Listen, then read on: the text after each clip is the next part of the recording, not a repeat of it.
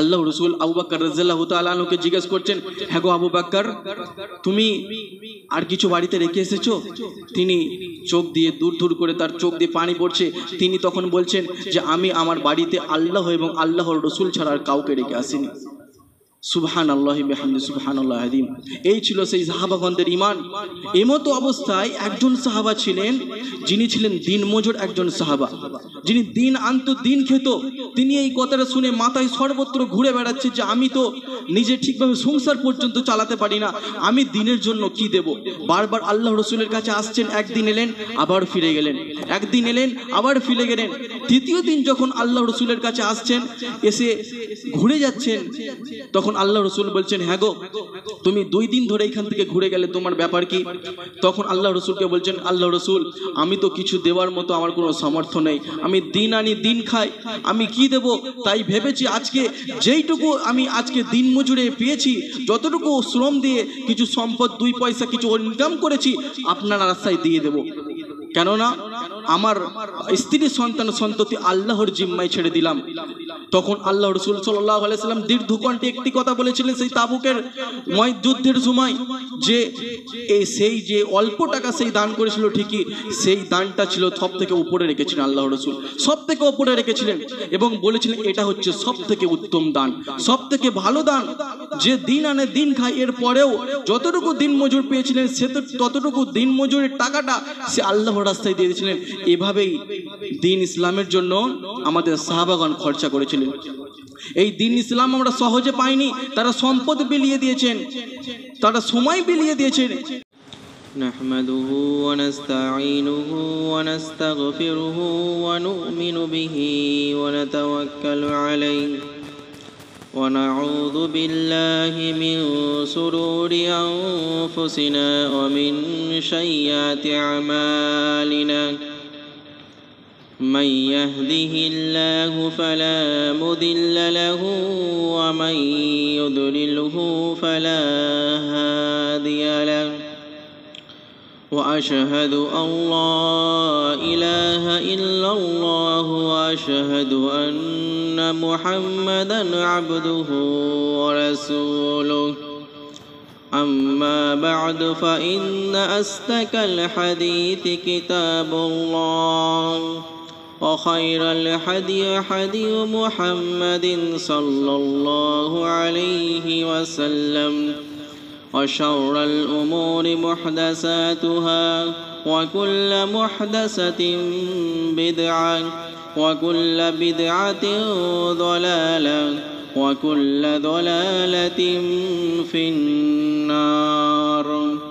فقد قال الله تبارك وتعالى في قرآن الكريم: أعوذ بالله من الشيطان الرجيم. يا أيها الذين آمنوا اتقوا ربكم الذي خلقكم من نفس واحدة وخلق منها زوجها وبث منهما رجالا كثيرا ونساء واتقوا الله الذي تساءلون به والأرحام إن الله كان عليكم رقيبا.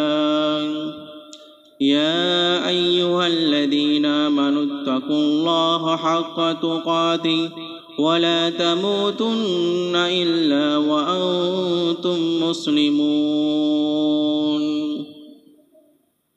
يا أيها الذين آمنوا اتقوا الله وقولوا قولا سديدا يصلح لكم أعمالكم ويغفر لكم ذنوبكم ومن يطع الله ورسوله فقد فاز فوزا عظيما. وقال النبي صلى الله عليه وسلم في الحديث المبارك: جاهدوا المشركين بأموالكم وأنفسكم وألسنتكم.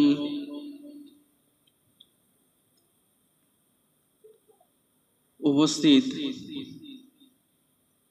আজকের এই পবিত্র জুমার দিনে আমার সামনে বসে থাকা প্রিয় দিন দরদি ভাই সকল ও পর্দার অন্তরালে বসে থাকা মাননীয়া মা ও বোনেরা,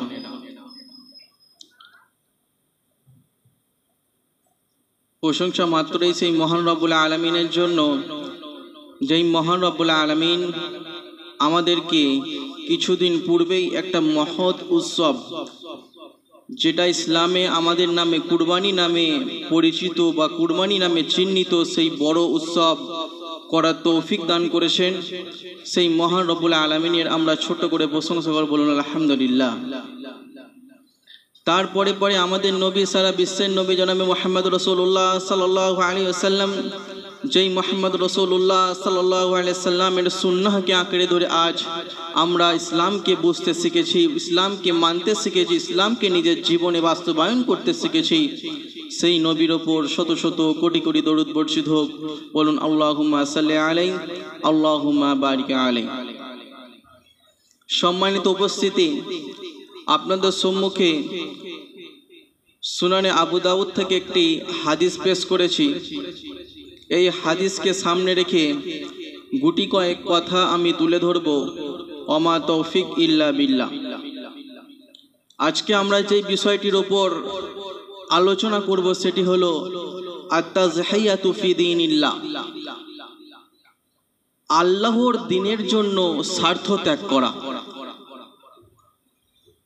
আল্লাহ রাব্বুল আলামিন আমাদেরকে দিন দিয়েছেন, দিন পেয়েছি, দিনকে বোঝার তৌফিক দিয়েছেন, কিন্তু এই দিন যে আজ বুঝতে পড়তে এত যে সহজ আমাদের কাছে হয়ে গিয়েছে, এর পিছনে কিন্তু বিরাট একটা পরিশ্রম রয়েছিল। এর পিছনে ইসলাম যে আমাদের কাছে এতটুকু পর্যন্ত পৌঁছেছে, এর পিছনে কিন্তু আমাদের সালাফদের বিরাট মেহনত করেছে। আমাদের পূর্বসূরীরা, আল্লাহ রাসূল সাল্লাল্লাহু আলাইহি সাল্লামের সাহাবাগণ নিজের জীবনকে পর্যন্ত আল্লাহ রাব্বুল আলামিনের জন্য উৎসর্গ করে দিয়েছেন। এই জন্যই আজ হয়তো আমরা ইসলামকে এত সহজে পেয়েছি, ইসলামকে এত সহজে বুঝতে পারছি। আর এই দিনের স্বার্থেই আমাদেরকে কিছু কাজ করতে হবে, ওই রকমই যেরকম আল্লাহ রাসূল সাল্লাল্লাহু আলাইহি সাল্লামের সাহাবাগণ করেছিলেন। এই তাজহিয়া, এই উৎসর্গ, দিনের জন্য যে উৎসর্গ, এই উৎসর্গ শব্দটিকে আরবিতে বলা হয় তাজহিয়া, মানে উৎসর্গ করে দেওয়া, নিজেকে আল্লাহর জন্য ফিদা করে দেওয়া, দিন ইসলামের জন্য নিজেকে ফিদা করে দেওয়া বা উৎসর্গ করে দেওয়ার নাম হচ্ছে তাজহিয়া। আর পারিভাষিক অর্থে তাজহিয়া বলা হয় যে আল্লাহ রাব্বুল আলামিনের জন্য, আল্লাহ রাব্বুল আলামিনের সন্তুষ্টি কামনার জন্য নিজের জানকে, নিজের ধন সম্পদকে, নিজের সময়কে, নিজের শ্রমকে আল্লাহর জন্য শুধুমাত্র বলিদান করে দেওয়া, দিন ইসলামের জন্য শুধুমাত্র বলিদান করে দেওয়া, এরই নাম হচ্ছে আত-তাযহিয়াতু ফি দীনিল্লাহ। একমাত্র দিনের জন্যই স্বার্থ ত্যাগ করা, দিনের জন্যই সবকিছু কম্প্রোমাইজ করে নেওয়া। আর এটাই করেছিলেন সাহাবাগণ। এই দিনের জন্য স্বার্থ ত্যাগ করার কয়েকটি মাধ্যম রয়েছে, কয়েকটি মাধ্যমে দ্বারা আমরা দিনের জন্য স্বার্থ ত্যাগ করতে পারি। এই যে দিন আমাদের কাছে এসেছে, আমাদের পূর্বসূরীগণ যেইভাবে এই দিনের জন্য নিজের জীবনকে উৎসর্গ করে দিয়েছে, নিজের শ্রমকে উৎসর্গ করে দিয়েছে, নিজের সময়কে উৎসর্গ করে দিয়েছে, নিজের ধন সম্পদ, ব্যাংক ব্যালেন্সকে একমাত্র আল্লাহর রাস্তায় উৎসর্গ করে দিয়েছে, তবেই আজ আমরা এত সহজে দিনকে পেয়েছি। এই দিনের রাস্তায় উৎসর্গ করার একটি মাধ্যম হলো যে নিজের জীবনকে উৎসর্গ করে দেওয়া একমাত্র আল্লাহ তাআলার জন্য, যেটা করেছিলেন সাহাবাগণ। সাহাবাগণ আল্লাহ রাসূল সাল্লাল্লাহু আলাইহি সাল্লামের যুগে সামান্যতম তাদের ঈমানের মধ্যে শিরকের সামান্যতম মিশ্রণ ঘটাতে দেয়নি, সামান্য ধরনের কোনো রকম তাদের তাওহীদের মধ্যে শিরকের কোনো কাঁটা যুক্ত করতে দেয়নি, কোনো রকম ভাবে একমাত্র আল্লাহ ছাড়া অন্যের কাছে কোনো রকম ভাবেই তারা মাথা নত করেনি। তাতে তাকে মার খেতে হয়েছে, তাকে অত্যাচারিত হতে হয়েছে, তারপরে তার উপর শোষিত শাসিত হতে হয়েছে, তারপরেও সে একবারে একটা কথাই বলে গেছে যে আমি একমাত্র আল্লাহ রাব্বুল আলামিনের ছাড়া কারোর কাছে স্বার্থ ত্যাগ করব না। আর এর একটা বিরাট বড় নমুনা হলো আল্লাহ রাসূল সাল্লাল্লাহু আলাইহি সাল্লামের যুগে একজন সাহাবা ছিল, তার নাম খুবাইব রাদিয়াল্লাহু তাআলা আনহু। খুবাইব রাদিয়াল্লাহু তাআলা আনহুকে যখন অত্যাচার করা হচ্ছে, তাকে বলা হচ্ছে, মারা হচ্ছে, মারধর করা হচ্ছে, তখন তাকে একটা কথা বলা হচ্ছে যে বলো আল্লাহ ছাড়া অন্য একজন শরীক রয়েছে, আল্লাহ ছাড়া অন্য মাবুদ রয়েছে, এই কথা তুমি বলো একবার, তাহলে তোমার মার বন্ধ হয়ে যাবে, তোমার ওপর অত্যাচার বন্ধ হয়ে যাবে।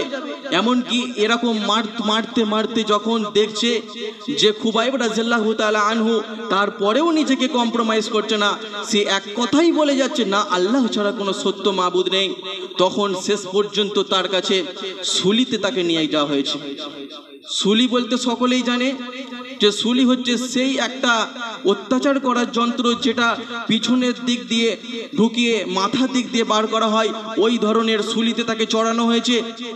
সেই সুলিতে চড়ানোর পরেও সে একবারও আল্লাহ রব্বুল আলামিন এবং আল্লাহর রসুলের জন্য স্বার্থ ত্যাগ করতে একবারও পিছু হাঁটেননি, একবারও এই কথা বলেননি যে আমাকে এত শাস্তি দেওয়া হচ্ছে, এত কষ্ট দেওয়া হচ্ছে, আমি আল্লাহ ছাড়া অন্যকে মাবুদ বলে মেনে নিলাম, এই কথা তিনি একবারও বলেননি।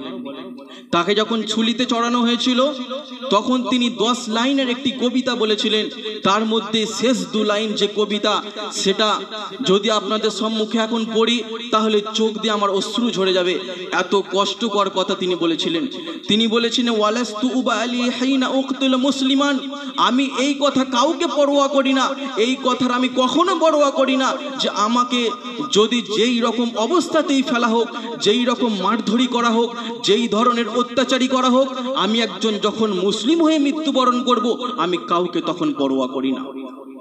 আলা আইয়িদাম বিন কানা লিল্লাহি মাসরা, তিনি বলেছিলেন যে আমাকে যদি টুকরো টুকরো করে দেওয়া হয় তারপরেও আল্লাহ রাব্বুল আলামিন যদি আমার উপর রাজি থাকেন তাতেই আমি খুশি, তাতেই আমি সন্তুষ্ট, যদিও আমাকে তোমরা টুকরো টুকরো পর্যন্ত করে দাও।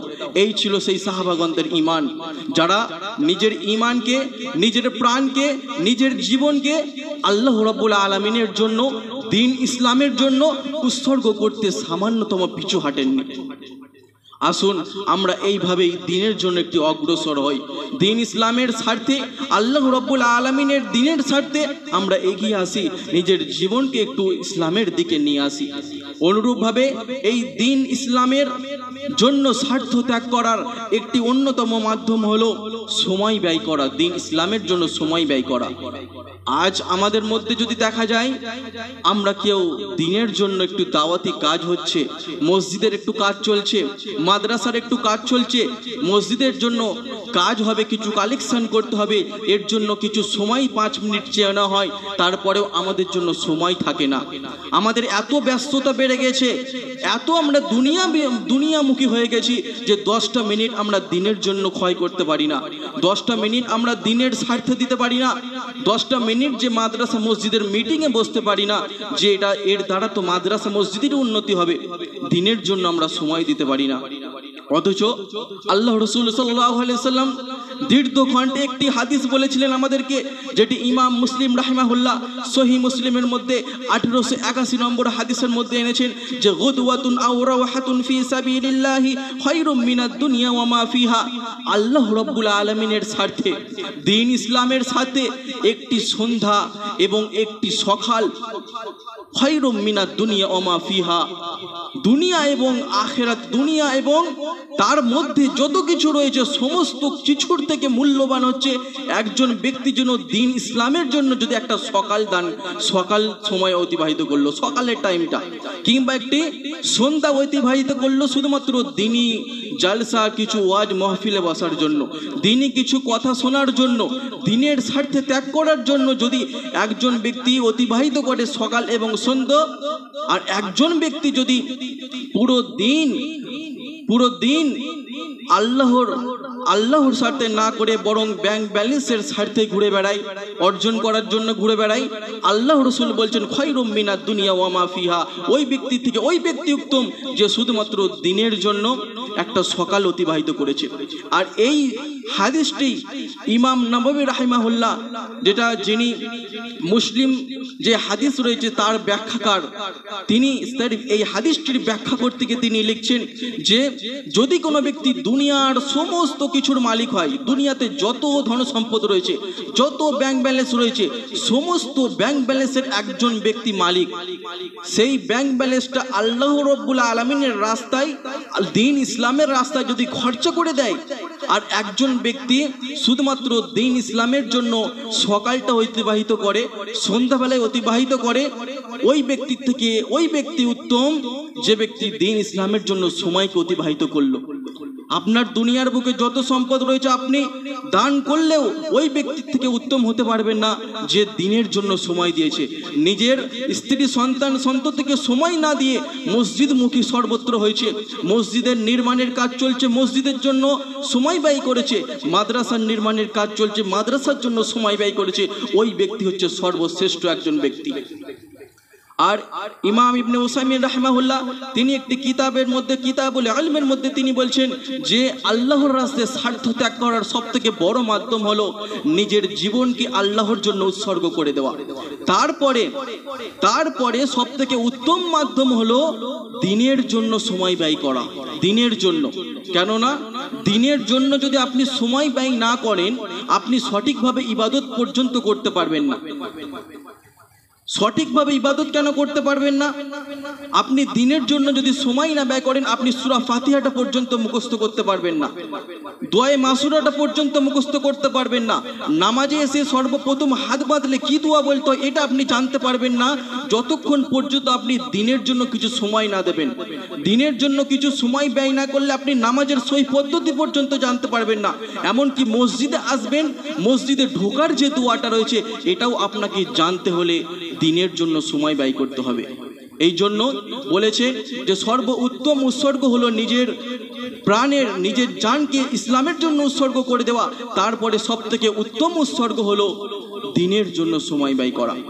তাই আমরা চেষ্টা করব সকলেই যে যখন মসজিদের কোনো কাজ চলবে, মসজিদের ক্ষেত্রে, মাদ্রাসার ক্ষেত্রে, কোনো দাওয়াতি সভার ক্ষেত্রে, যেখানে কোনো দ্বীনি মজলিসের কাজকর্ম চলবে, সেখানে নিজেকে একটু সময় দেওয়া, নিজেকে একটু সময় ব্যয় করা, যাতে করে আমি আল্লাহ রাব্বুল আলামিনের জন্য কিছু করতে পারি, আল্লাহর দ্বীনের জন্য কিছু করতে পারি। অনুরূপভাবে এই দ্বীনকে, এই দ্বীনের জন্য স্বার্থ ত্যাগ করার একটি অন্যতম মাধ্যম হলো শ্রম দ্বারা উৎসর্গ করা, শ্রম দেওয়া। আপনার সম্পদ নেই, আপনার ব্যাংক ব্যালেন্স নেই, আপনার অন্য কিছু নেই যেটা দ্বারা আপনি দ্বীনের জন্য কিছু স্বার্থ ত্যাগ করবেন, আপনি একটু মেহনত করতে পারবেন। আপনি তো পারবেন মসজিদের কিছু কাজ একটু হেল্প করে দেওয়া, মসজিদের কাজ চলছে, মাদ্রাসার কাজ চলছে, কিছুটা শ্রম দেওয়া, কিছুটা পরিশ্রম করে দেওয়া।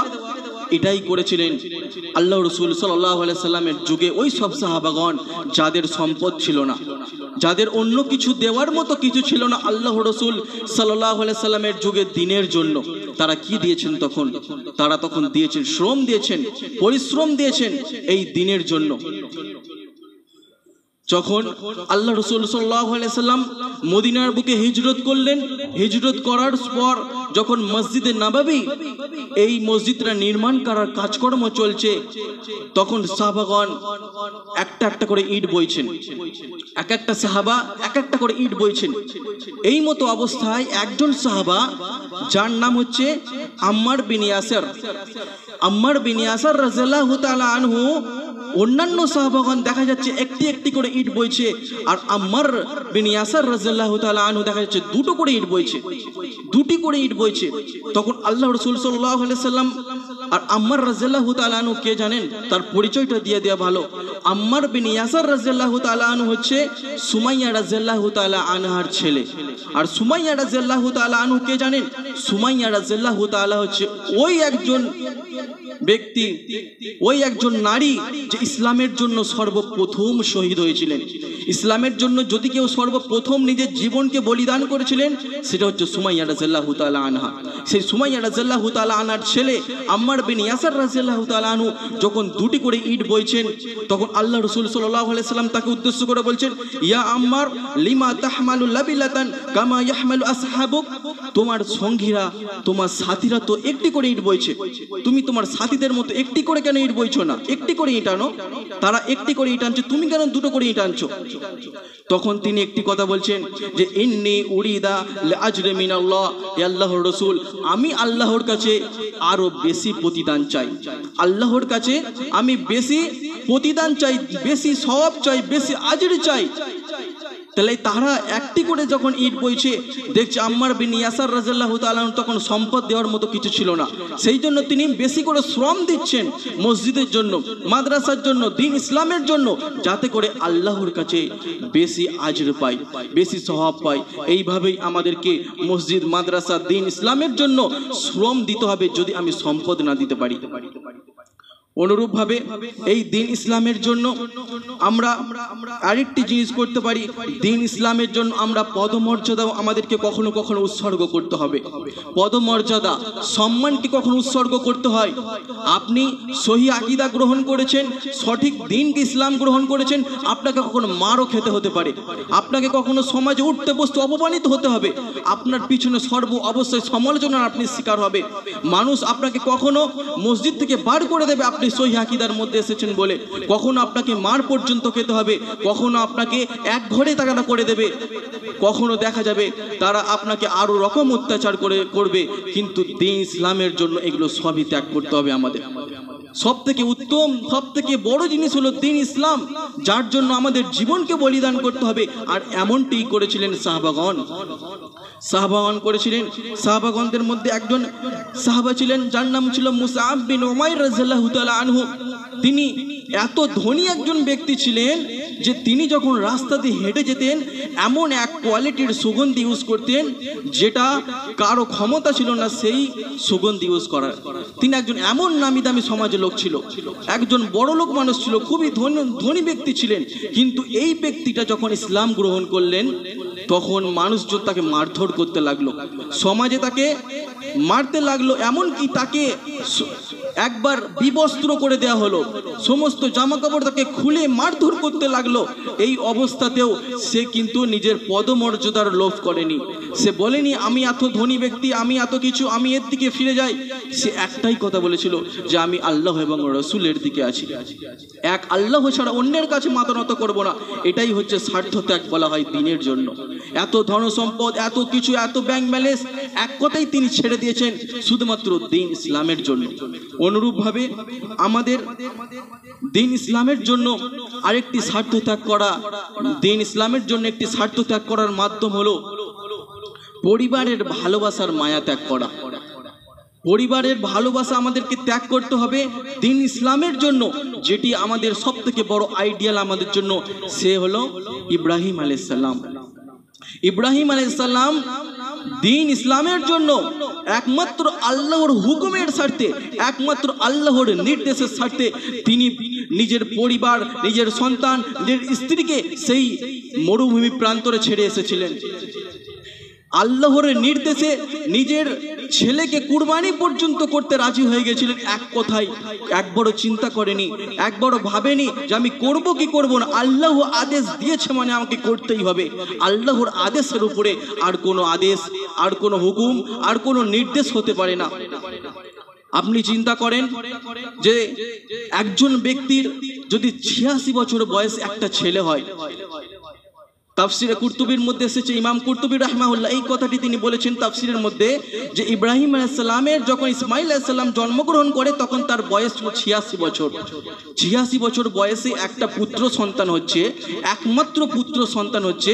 সেই অবস্থায় আল্লাহর হুকুম হচ্ছে যে তুমি সেই পুত্রকে কুরবানি করে দাও আল্লাহর স্বার্থে। আমরা কেউ পারবো এত বড় স্বার্থ ত্যাগ করতে? আমরা পারবো? আল্লাহ রাব্বুল আলামিনই জানে আমাদেরকে সেই ঈমান দিয়েছেন কিনা। সত্যি এই কথাটা একবার ভাবলে আমাদের চোখে পানি এসে যায় যে একজন মানুষের যখন 86 বছর পর একটা পুত্র সন্তান হয়, তারপরেও যখন আল্লাহর পক্ষ থেকে তাকে কুরবানির জন্য আদেশ করা হয়, একটাবার দ্বিধাবোধ করে না, একবারও চিন্তা ভাবনা করে না। পুত্রকে যখন রায় নেওয়া হচ্ছে, তার পুত্রকে যখন বলা হচ্ছে, পুত্র এক কথাই বলছে যে আল্লাহ রাব্বুল আলামিন যদি আপনাকে হুকুম করে থাকে অবশ্যই আমাকে ধৈর্যশীলদের মধ্যে পাবেন। অনুরূপভাবে আপনি ইব্রাহিম আলাইহিস সালামের স্ত্রীর কথা একবার চিন্তা করেন। এটা আমাদের মা বোনদের জন্য একটা বিরাট বড় শিক্ষণীয় একটি ঘটনা যে ইব্রাহিম আলাইহিস সালাম যখন তার পুত্রকে, তার সন্ততিকে সেই মরু প্রান্তে রেখে আসছে, তখন মা হাজেরা একবারও জন্যও বলছে না যে আমাকে কেন রেখে যাচ্ছেন এখানে, আর যেখানে পানি নেই, বাতাস নেই, খাবার দাবার কিছু নেই, কোনো জনপ্রাণী নেই যেই জায়গায়, সেই জায়গায় রেখে চলে আসছি। একবার শুধু ইব্রাহিম আলাইহিস সালামকে একটি কথা জিজ্ঞাসা করেছিলেন, যেটা কি আল্লাহ তাআলার হুকুম? আল্লাহ রাব্বুল আলামিন কি আপনাকে এই আদেশ করেছে আমাদেরকে এই জায়গায় রেখে যেতে? যখন ইব্রাহিম আলাইহিস সালাম একবার বললেন হ্যাঁ আল্লাহ রাব্বুল আলামিন আদেশ করেছেন, তখন নির্দ্বিধায় তিনি আর এর প্রতি উত্তরেও কিছু বলেননি, নির্দ্বিধায় সেখানে থেকে গেছেন। এটাই হচ্ছে আল্লাহ রাব্বুল আলামিনের জন্য স্বার্থ ত্যাগ করা, আল্লাহর জন্য স্বার্থ ত্যাগ করা। অনুরূপভাবে আল্লাহ রাব্বুল আলামিনের জন্য স্বার্থ ত্যাগ করার একটি মাধ্যম হলো আল্লাহর জন্য সম্পদ উৎসর্গ করে দেওয়া, নিজের ধন সম্পদ, নিজের ব্যাংক ব্যালেন্স আল্লাহর জন্য উৎসর্গ করে দেওয়া। আজ আমরা পারি নিজের ধন সম্পদকে উৎসর্গ করা? দ্বীন ইসলামের জন্য নিজের ব্যাংক ব্যালেন্সকে খরচা করতে পারি না। বড় মায়া হয়, আমরা আজ দুনিয়া লোভী হয়ে গেছি, দুনিয়ার প্রেমে মত্ত হয়ে গেছি। দুনিয়ায় কতটুকু টাকা তৈরি করব, কতটুকু ব্যাংক ব্যালেন্স মজবুত করব, এই চিন্তাই ভাবি। অথচ আমরা যে ইসলাম পেয়েছি, আজ যারা ইসলাম আমাদের কাছে পৌঁছেছে, তারা দ্বীন ইসলামের জন্য কতটুকু স্বার্থ ত্যাগ করেছে জানেন? দ্বীন ইসলামের জন্য কতটুকু সম্পদ ব্যয় করেছে জানেন? যখন এই আয়াতটি নাজিল হয়, লান তানালুল বিররা হাত্তা তুনফিকু মিম্মা তুহিব্বুন, তোমাদের মধ্যে ততক্ষণ পর্যন্ত ওই ব্যক্তি কল্যাণের নাগাল পাবে না, জান্নাত পাবে না, যতক্ষণ পর্যন্ত সেই ব্যক্তি যেটাকে পছন্দ করে সেটাকে আল্লাহর রাস্তায় না খরচা করে। এই কথাটি, এই আয়াতটি যখন নাজিল করা হলো, সাহাবাগণ তখন হইচই করতে লাগলো। সাহাবাগণদের মধ্যে একজন সাহাবা ছিলেন আবু তালহা রাদিয়াল্লাহু তাআলা আনহু। আবু তালহা রাদিয়াল্লাহু তাআলা আনহুর একটি বড় খেজুর বাগান ছিল। সেই খেজুর বাগানের মধ্যে তার বাড়ি ছিল। তখন তিনি ভাবছেন যে এই খেজুর বাগানটা তো আমার কাছে সবথেকে প্রিয়তম, সবথেকে ভালো সম্পদ। আর আল্লাহ রাব্বুল আলামিন বলছেন, তোমাদের মধ্যে ওই ব্যক্তি কখনো কল্যাণের নাগাল পাবে না, জান্নাত পাবে না, যতক্ষণ পর্যন্ত তার প্রিয় বস্তুটা আল্লাহর জন্য না খরচা করলো, আল্লাহর রাস্তায় না খরচা করলো। এই আয়াতটি শুনে আবু তালহা রাদিয়াল্লাহু তাআলা আনহু আল্লাহ রাসূলকে সেই পুরো বাগান বাড়িটি সমেত দিয়ে দিলেন আল্লাহর রাস্তায়। সুবহানাল্লাহ। তিনি এই বাগান বাড়িটাই পুরো বাড়ি সমেত, বাগান সমেত তখন আল্লাহর রাস্তায় দিয়ে দিলেন। তার স্ত্রী সন্ততির কাছে গিয়ে বলছেন, ওগো অমুকের মা, বেরিয়ে চলে এসো, ওই বাড়ি থেকে বেরিয়ে চলে এসো। ওই বাড়ির বদলে, ওই বাগানের বদলে আমরা জান্নাতে একটি বাগান কিনে ফেলেছি, তুমি ওই বাড়ি থেকে বেরিয়ে চলে এসো। এইরকম ছিল সাহাবাদের ঈমান, যারা সম্পদকে আল্লাহ রাব্বুল আলামিনের রাস্তায় বিলাতে দিতে একটুকু দ্বিধাবোধ করেনি, একমাত্র জান্নাত পাওয়ার আশায়, জান্নাতে একটি বাগান কেনার আশায় এইভাবে নিজেকে বলিদান করে দিয়েছে। অনুরূপভাবে আমরা যদি দেখি যে তাবুক যেই যুদ্ধ হয়েছিল, তাবুকের যুদ্ধ হয়েছিল 9 হিজরিতে। যখন তাবুকের যুদ্ধ হয়েছিল তখন এমন একটি সময় চলছিল, যেই সময়টা ছিল দুর্ভিক্ষর সময়, অনাবৃষ্টির সময়, মানুষের হাতে টাকা পয়সা ছিল না, মানুষ কোনো রকম করে জীবনযাপন করছিল। এই অবস্থাতে যখন তাবুকের যুদ্ধ হবে তখন আল্লাহ রাসূল সাল্লাল্লাহু আলাইহি সাল্লাম সাহাবাগণকে উদ্দেশ্য করে বলছেন যে মান জাহাজা জাইশুল আশরা ফালাহুল জান্নাহ, যে ব্যক্তি এই তাবুকের যুদ্ধের জন্য কিছু দান করবে, কিছু দেবে, ফালাহুল জান্নাহ, তার প্রতিদান হচ্ছে জান্নাত, জান্নাত তার প্রতিদান। তখন এই কথা সাহাবাগণ শুনে সকলেই এসে দান করছেন আল্লাহর রাস্তায়। হযরত উসমান রাদিয়াল্লাহু তাআলা এই কথাটি শুনে এক কথায় 300 উট দিয়ে দিলেন আল্লাহর রাস্তায় এবং 1000 মুদ্রা তাকে আল্লাহর রাস্তায় দিয়েছিলেন।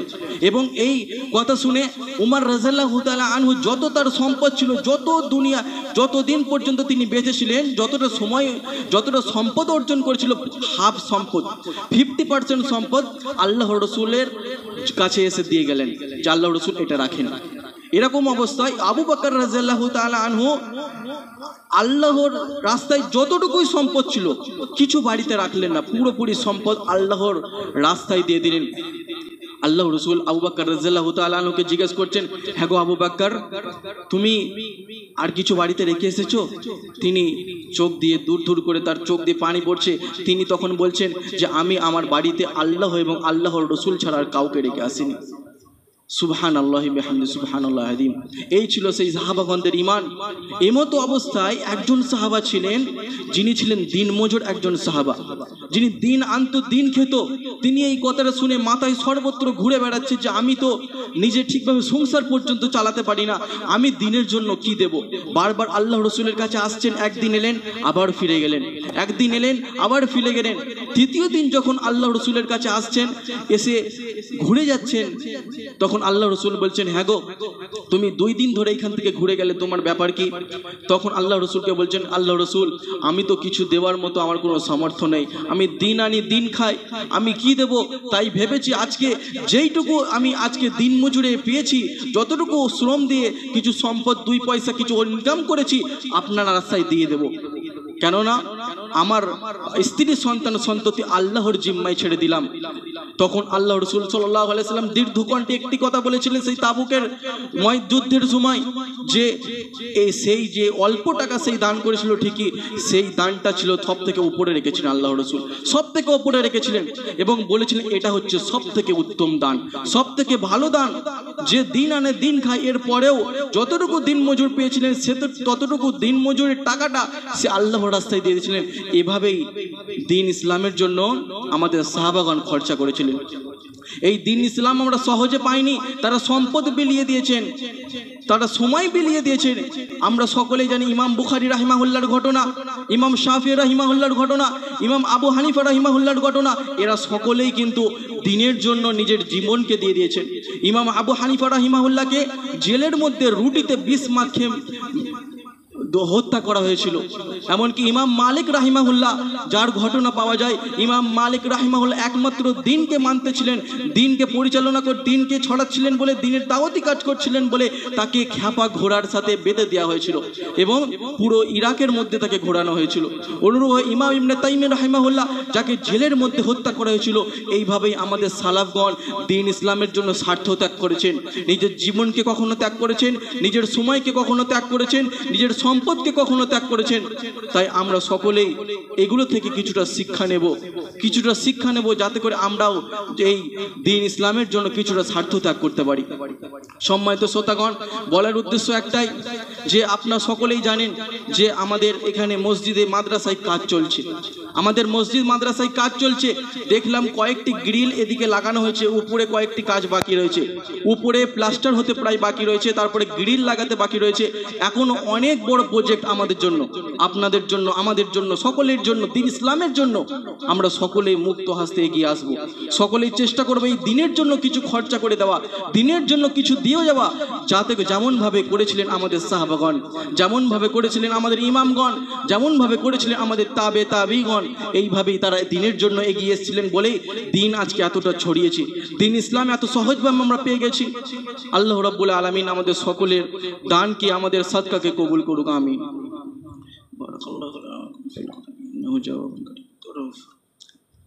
نحمده ونصلي على رسوله الكريم أما بعد فأعوذ بالله من الشيطان الرجيم بسم الله الرحمن الرحيم। সম্মানিত শ্রোতা মণ্ডলী, আমরা সকলেই শুনলাম, যে জানলাম যে দিনের জন্য আমাদের পূর্বসূরীরা, আমাদের সালাফগণ, আমাদের সাহাবাগণ, আল্লাহ রসুলের যুগে যারা ছিলেন, তারা কিভাবে দিনের জন্য নিজের জীবনকে বলিদান করে দিয়েছেন, নিজের শ্রমকে বলিদান করে দিয়েছেন, নিজের সময়কে বলিদান করে দিয়েছেন, নিজের স্বার্থকে ত্যাগ করেছেন একমাত্র দিনের জন্য। আসুন আমরা এইভাবে দিনের স্বার্থে কিছু কাজ করি, দিনের জন্য কিছু করি। আমরা বিভিন্ন উৎসবের সময় বেশিরভাগ ক্ষেত্রে আমরা কি করি, যে কোনো একটা ঈদ কুরবানি পালন করার পর আমরা বেশিরভাগ মুসলিমদের মধ্যে দেখা যায় তারা কোনো জায়গায় ট্যুরে যায়, ট্যুরে গিয়ে বহুটা আমরা টাকা খরচা করি, বহু টাকা, যেগুলো বেকার খরচাই বলা যায়। এই সব টাকাগুলো আমরা অল্প খরচা করে, অল্প খরচা না হলেও কিছু খরচা করে আমরা দিনের জন্য কিছু দিই, এগুলো থেকেই ম্যানেজ করে এগুলো থেকে কিছুটা দিলে আমরা দিনের উপকারী হবে। আর দিনের উপকারী যখন আপনি করবেন আপনার জন্য সাদকায়ে জারিয়া হয়ে যাবে, যেটা আপনি কবরে শুয়ে শুয়ে পর্যন্ত নেকি পাবেন। এই মসজিদ যদি এক বস্তা আপনি সিমেন্ট দেন, তাহলে এই মসজিদ যদি কিয়ামত পর্যন্ত থাকে, কিয়ামত পর্যন্ত আপনি দুনিয়া থেকে চলে যাবেন ঠিকই, আপনার নেকির অ্যাকাউন্ট কিন্তু বদ্ধ হবে না, নেকি আপনি কবরে শুয়ে শুয়ে পেতেই থাকবেন। পরিশেষে আল্লাহ রাব্বুল আলামিনের কাছে দোয়া করি, আল্লাহ তাআলা আমাদের সকলকে এই মসজিদ মাদ্রাসার জন্য এগিয়ে আসার তৌফিক দান করুক, আমিন। ওগো আল্লাহ রাব্বুল আলামিন, আমরা যারা এখনো পর্যন্ত দিনের জন্য নিজের সময় দিতে পারিনি, দিনের জন্য শ্রম দিতে পারিনি, দিনের জন্য সম্পদ দিতে পারিনি, ওগো আল্লাহ রাব্বুল আলামিন আমাদের সকলকে দিনের জন্য সময়, সম্পদ, শ্রম এগুলো দেওয়ার তৌফিক দান করো, আমিন। ওগো আল্লাহ রাব্বুল আলামিন আমাদের মাঝে যারা এখনো পর্যন্ত কিছু দিনী ভাই বোনের অসুস্থতা আছে, অসুস্থতার মধ্যে শিকার, আল্লাহ রাব্বুল আলামিন তাদেরকে তুমি পরিপূর্ণ সুস্থতা দান করো। ওগো আল্লাহ রাব্বুল আলামিন আমাদের অনেক প্রিয়জনেরা আজ দুনিয়া থেকে ত্যাগ নিয়েছে, দুনিয়া থেকে আখিরাতে গমন করেছে। ওগো আল্লাহ রাব্বুল আলামিন আমাদের সেই প্রিয়জনদের তুমি কবরে জান্নাতের বিছানা বিছিয়ে দাও। ওগো আল্লাহ রাব্বুল আলামিন তাদের কবরে তুমি জান্নাতের দরজা খুলে দাও। ওগো আল্লাহ রাব্বুল আলামিন তাদেরকে তুমি পরিপূর্ণ ক্ষমাদান করে জান্নাতুল ফিরদাউসের অধিকারী করে দাও। ওগো আল্লাহ রাব্বুল আলামিন আমাদের সেই দিনী ভাই বোনদেরকে তুমি রক্ষা করো যারা রয়েছে আজ গাজা প্রান্তে, যারা রাফার মধ্যে রয়েছে, সর্বসময় প্রতিটি মুহূর্তে তাদের উপর অত্যাচার হচ্ছে, সর্বসময় তারা অত্যাচারের শিকার হচ্ছে, শোষিত শাসিত হচ্ছে। ওগো আল্লাহ রাব্বুল আলামিন তুমি তাদেরকে সাহায্যের হাত বাড়িয়ে দাও, আমিন। আল্লাহুম্মা সাল্লি আলা মুহাম্মাদ ওয়া আলা আলি মুহাম্মাদ কামা সাল্লাইতা আলা ইব্রাহিম ওয়া আলা আলি ইব্রাহিম ইন্নাকা হামিদুম মাজিদ। আল্লাহুম্মা বারিক আলা মুহাম্মাদ ওয়া আলা আলি মুহাম্মাদ কামা বারাকতা আলা ইব্রাহিম ওয়া আলা আলি ইব্রাহিম ইন্নাকা হামিদুম মাজিদ।